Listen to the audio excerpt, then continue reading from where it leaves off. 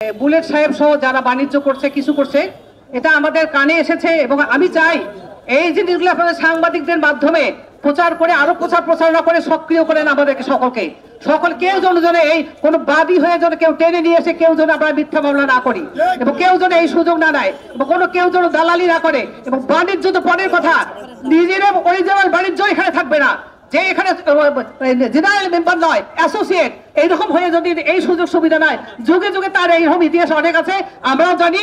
আমি এই মিথ্যা মামলা আমাদের শুধু আপনি একটা কথা বলছেন মুন্নার কথা বলেছেন আমাদের এখানে অনেক মিথ্যা মামলার কথা বলা হয়েছে এবং এই বিষয়ে শামসুজ্জামান শামু সহ আমরা সকল আইনজীবীরা আমরা একটা প্রতিবাদ যাতে সতর্কবাণী দিয়ে আমাদের মিটিং হয়েছিল সেই সভায় আমরা প্রতিবাদ করেছি বলেই আজকে জবেদুল ইসলাম বুলেট নিজের গায়ে কাদা মেখে আজকে এই বক্তব্যটি মানববন্ধন করেছে।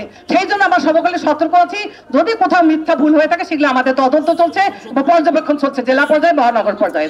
জাতীয়তাবাদী আইনজীবী ফোরামের পক্ষ থেকে তাকে অনুরোধ করে আমরা নিয়ে আসছিলাম, তিনি নিজে আসেননি, তিনি এসেছিলেন এবং জেলা কমিটির সদস্য সচিব যারা আনছিল আমার লাখু সাহেব এসেছিলেন। আমরা অনুরোধ করেছিলাম যে এখানে কিছু বিশৃঙ্খলা হচ্ছে, কেস হচ্ছে, এগুলোর জন্য আপনি আমাদের দিক নির্দেশামূলক বক্তব্য দেন কিভাবে আমরা চলবো। এইটা তার গায়ে লাগার পর প্রশ্নই ওঠে না এই জন্য যে তিনি আমাদের লোক নন। জগদীশ বুলেট আমাদের কোনো সাধারণ সদস্য পর্যন্ত নন, কাজে আওয়ামী লীগের সাথে দালালি করে তিনি এখানে চলাফেরা করতেছেন। আমাদের কিছু কাজে উৎসাহী মানে বিশৃঙ্খলা চেষ্টা করছিল যে আমি এবং আমার সেক্রেটারি জনাব শফিকুল ইসলাম সাহেব শফি কামাল সাহেব জোর প্রতিবাদ করে সেটা থামে দেওয়া হয়েছে। কাজে এই গন্ডগোলের জন্যই তিনি আমাদের উপর খেপে যান এবং নানাভাবে আমাদেরকে হেনস্থা করার জন্য 2, 3, 4, 5টা লোককে নিয়ে একটা মানববন্ধন করে যেটাকে আমরা ধিক্কার জানাই।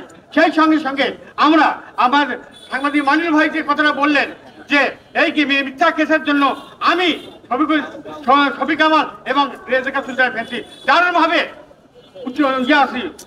প্রতিবাদ করছি এবং প্রতিবাদ হয়েছে এবং কয়েকবার সভা করেছি এবং প্রত্যেককে আমরা এই জন্য সাবধান করে দিয়েছি এবং যারা করেছে এর ভিতরে কেন্দ্রীয় কমিটির নির্দেশে অনেককে অব্যাহতি দেওয়া হয়েছে, বহিষ্কার করা হয়েছে।